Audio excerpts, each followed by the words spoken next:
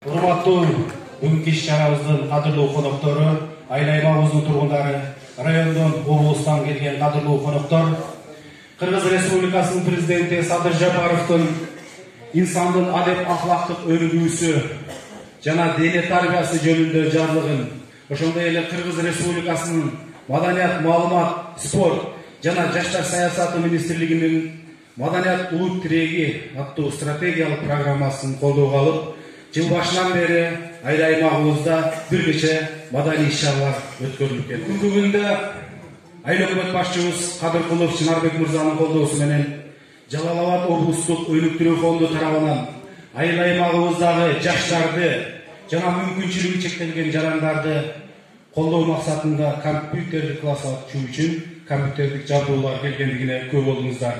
Ошондой эле айыл аймагыбыздагы Колдош Эргешбаев атындагы Маданият үйүнүн жана Апасханов Садырдин атындагы Саргаш айылындагы Маданият үйлөрүнө заманбап музыкалык аппаратура комплектиси, улуттук формалар, ошондой эле улуттук аспаптар келип түшкөндүгүн кубануу менен кабыл алып турабыз. Мындан кийинки маданий иш-чаралар даталуу күнүнө карата уюштурулган массалык иштер жогорку деңгээлде уюштурулуп өткөрүлүп, элдин маданий, руханий эс алуусуна жакшы шарт түзүлгөндүгүн белгилеп, бүгүнкү иш-чарабызды Маданият майрамы деп атадык. Биздин ушул мүмкүнчүлүк чектелгендерге баягы коомго аралашсын деген ниетте ушул 7 компьютер, 2 ноутбук и 7 принтер алып келдик.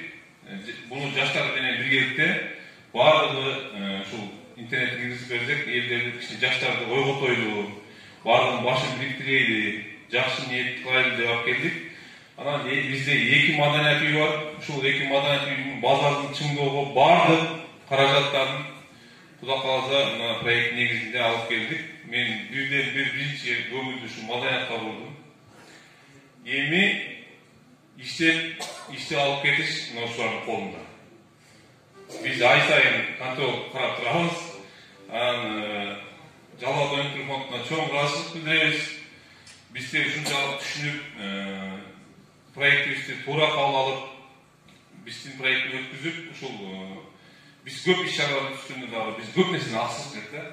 Айылдын бардык нерселер азыр ордунда, 2 клуб бар, 1 клубта дагы ушунчалык бардык нерселер бар. Ал жерде дагы азыр нерселер көп чыгышат.